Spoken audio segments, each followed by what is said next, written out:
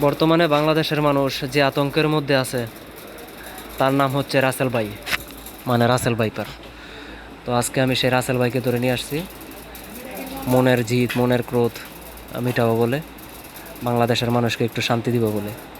তো আজকে সেই রাসেল ভাইকে আমি কুরবানি দিয়ে দিচ্ছি। দেখুন, আমার সাথে থাকুন কীভাবে রাসেল ভাইকে কুরবানি দিয়ে কাটি, দেখুন।